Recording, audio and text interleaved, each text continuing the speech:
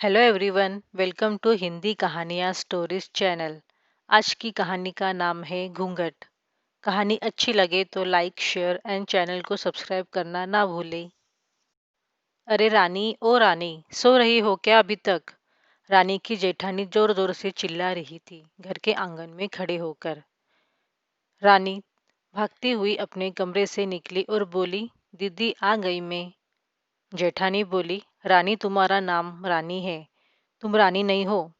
मैंने तुम्हें रात में ही समझाया था कि सुबह को जल्दी उठ जाना, तुम्हारी मुंह दिखाई की रस्म है। मैंने बोला कि दीदी रात को नींद ही नहीं आई, जगह नहीं है और मन में थोड़ा सा डर था कि सुबह आंख नहीं खुली तो। रजनी दीदी हंसती हुई बोली, रानी मेरी प्यारी देवरानी, जल्दी से घूंघट कर लो, अगर माँ जी आ गई तो हंगामा हो जाएगा। मैंने घूंघट किया ही था तभी माँ जी वहां आ गई और कड़कड़ाती आवाज में बोली, चलो अब क्या यही गपशप मारती रहोगी तुम दोनों? हमने चलना शुरू ही किया था तभी माजी ने रजनी दीदी के कंधे पर हाथ रखा और बोली, पता है ना कहाँ से जाना है और कैसे जाना है?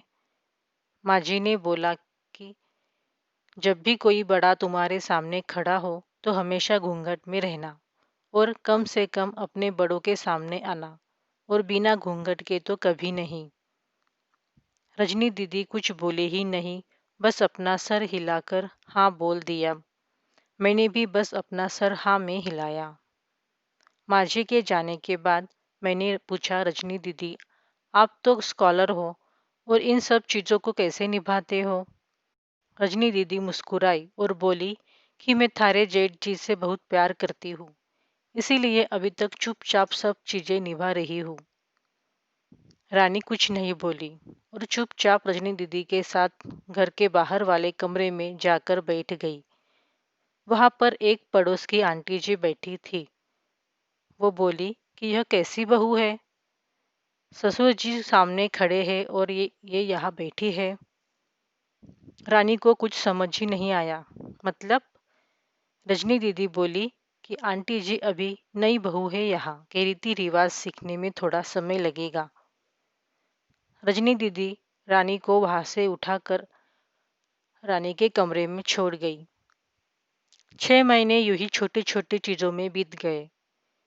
फिर एक दिन रानी राहुल के साथ साड़ी लेने गई। राहुल का फोन आया और वो दुकान से बाहर बात करने चला गया। साड़ी की दुकान पर रानी बेधड़क होकर साड़ियां देख रही थी। तभी साथ में बैठे हुए अंकल जी खांसे। एक बार, फिर 2 बार, फिर 3 बार। रानी साड़ी वाले भैया से बोला कि भैया इन अंकल जी को पानी दे दो, बहुत खांसी हो रही है इन्हें। अंकल जी भड़क उठे और बोले, क्या बदतमीज लड़की है ये, कुछ शर्म लिहाज है या नहीं इसे? दुकान पर हंगामा देख राहुल बाहर से भागकर अंदर आया और अंदर आते ही अंकल जी के पैर छूकर बोले, मामा जी आप यहाँ? मैं घबरा के दुकान से बाहर निकल आई, एक लंबा घूंघट करके गाड़ी में बैठ गई। राहुल बाहर आया और गाड़ी में बैठकर गाड़ी बहुत तेज चलाने लगा। रानी धीमी आवाज में बोली, गाड़ी बहुत तेज चला रहे हो, कहीं एक्सीडेंट ना हो जाए।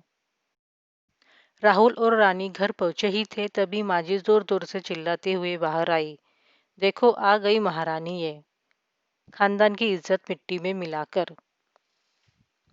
तभी रजनी दीदी आई और बोली, माँ जी मेरे शादी को 6 साल हो गए हैं, मैं अभी तक मामा जी को नहीं जानती, ये कैसे जानेगी?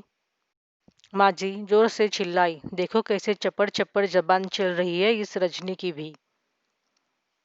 राहुल सबकी बात काटते हुए बोले कि माँ ये दोनों सही बोल रही है, अगर ये हमेशा घूंघट करके रहती है तो ये मामा जी को कैसे पहचानेगी? और माँ, आज मामा जी के फोन पर तुमने पूरे घर की शांति को भंग कर दिया है। ये वो ही समाज है जिसने सीता मैया पर भी उंगली उठाई थी। पिताजी और जेठ जी ने भी अपना पक्ष राहुल के ही साथ रखा। माजी थोड़ी देर सोचने के बाद वापस रजनी दीदी और रानी के पास आई और बोली कि तुम दोनों को अपनी मर्यादा पता है, मुझे उम्मीद है कि तुम कभी भी मेरा सिर शर्म से नीचे नहीं झुकने दोगी। हम एक ही परिवार के सदस्य हैं। हमें हमेशा साथ रहना है। अच्छा वक्त हो या बुरा वक्त, हर सदस्य को अपनी मर्यादा पता है। माँ जी ने मुझे और रजनी दीदी को गले लगा लिया। दोस्तों, आपको कहानी कैसी लगी? हमें अपने विचार कमेंट करके ज़रूर बताएं। धन्यवाद।